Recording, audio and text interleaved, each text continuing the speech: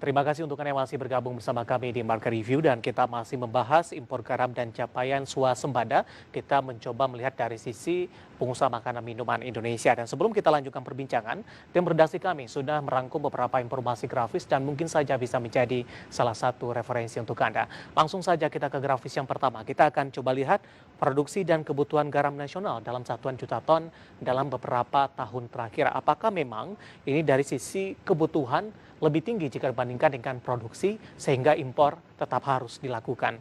Data yang berhasil dihimpun oleh tim redaksi kami di 2016 pemirsa dari sisi produksi hanya di 0,16 juta ton, sementara kebutuhan ada di 3,5 juta ton.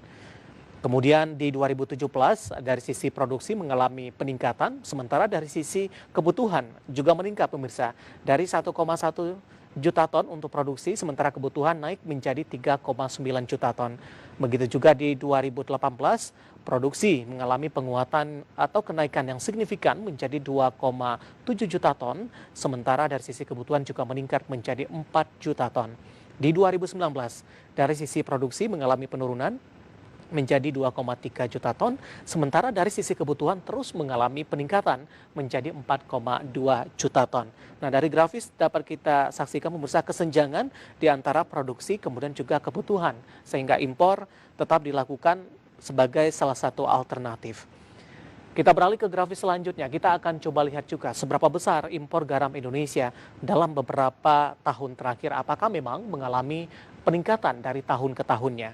Di 2016, impor garam Indonesia mencapai 2,1 juta ton. Di 2017 meningkat menjadi 2,6 juta ton. Di 2018 di 2,7 juta ton. Sementara di 2019 juga masih di posisi yang sama di 2,7 juta ton. Ya, kita beralih ke grafis selanjutnya. Kita akan coba lihat juga industri dengan kebutuhan garam tertinggi. Dapat Anda saksikan juga di layar televisi Anda.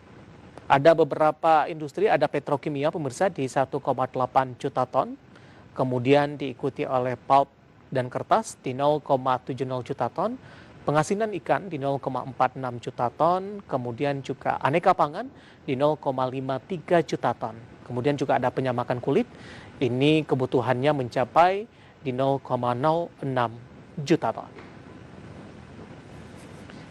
Itu dia beberapa grafis yang berhasil dihimpun oleh tim redaksi kami. Dan kita lanjutkan kembali perbincangan bersama dengan Bapak Adi S. Lukman, Ketua Umum KAPMI. Dan kita masih membahas impor garam dan capaian swasembada. Kita lihat dari pandangan pengusaha makanan dan minuman. Pak Adi masih bergabung bersama kami, Pak. Ya, masih Pak.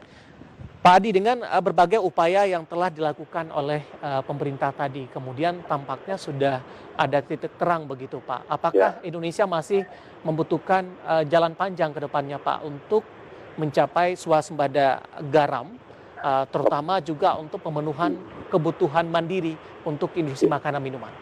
Ya, saya kira masih sangat panjang Mas David. Dan tapi kita berharap konsistensi program ini terus jalan, jangan berhenti-berhenti. Karena beberapa tahun lalu kan sempat dicanangkan berhenti lagi, canangkan berhenti lagi. Ada berbagai kesulitan lahan dan lain sebagainya. Nah, konsistensi ini kalau terus dilakukan, saya kira akan menambah terus produksi dalam negeri. Tapi satu hal basicnya adalah cuaca. Kita harus hati-hati, garam ini kita tidak bisa menghindari cuaca. Seperti tadi data juga menunjukkan pada tahun-tahun tertentu 2016 kalau tidak salah itu sangat rendah sekali, hanya produksinya 100 ribuan ton karena pada saat itu hujan terus-menerus. Nah, tahun ini juga akan bisa berulang karena hujannya masih terus terjadi di bulan Juli, bahkan Agustus sekali-sekali masih hujan. Nah, ini yang harus dihindari karena tidak ada teknologi lain kecuali kita menginvestasi besar-besaran untuk menutup lahan garam pada saat hujan, kemudian membuka kembali pada saat tidak hujan. Nah, itu saya kira tidak visible sementara ini gitu. Nah, kita berharap teknologi pengolahannya saja ditingkatkan terus yang kualitasnya yang C dinaikkan menjadi B atau A, kemudian juga dari garam mentah itu diolah menjadi garam kebutuhan aneka pangan seperti yang dilakukan oleh BPPT dan PT Garam untuk tahun depan itu yang saya katakan 40.000 itu. Nah, ini yang harus terus dilakukan supaya kita bisa mengurangi kebutuhan impor kita. Itu Mas David. Baik, kalau kita kaitkan dengan pertumbuhan industri makanan dan minuman, Pak Adi, ketersediaan bahan baku, terutama garam dalam hal ini, masuk ke dalam sebagai salah satu indikator tidak, Pak? Iya, saya kira iya. Jadi kalau kita lihat pertumbuhan industri mamin ini kan tidak pernah negatif, ya. Nah, artinya paling tidak kebutuhan kita itu sama dengan tahun lalu. Ini yang harus dipenuhi. Nah, saya tetap optimis di Q3, Q4 ini dengan berbagai program pemerintah, antara lain peningkatan daya beli melalui berbagai program, mulai dari BLT tunai, kemudian dari ASN dapat gaji 13, kemudian bantuan untuk kartu prakerja yang sudah mencapai 3 jutaan, kemudian 15,7 juta karyawan swasta mendapatkan bantuan sampai Desember. Nah ini tentunya ini akan meningkatkan daya beli. Nah kita tetap optimis, yang paling utama dicari oleh konsumen adalah pangan. Selain itu baru yang lain-lain, sandang dan lain sebagainya. Tapi pangan ini utama, apalagi di masa COVID ini.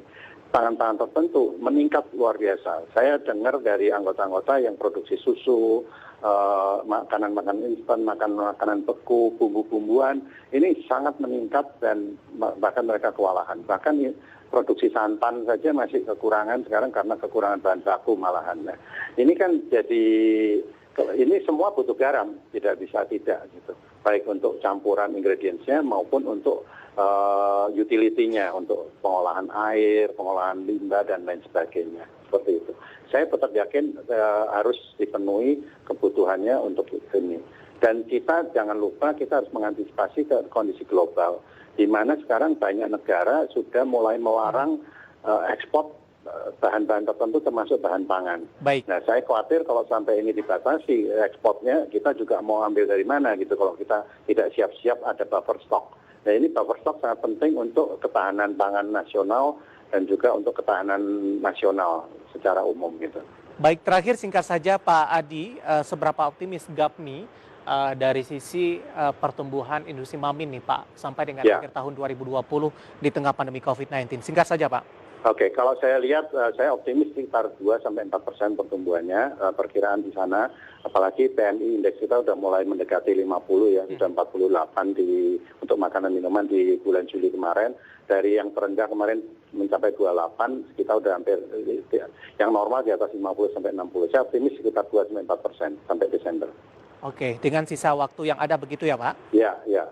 Baik, Pak Adi terima kasih sudah bergabung bersama kami Pak di Market Review. Sehat selalu Pak Adi.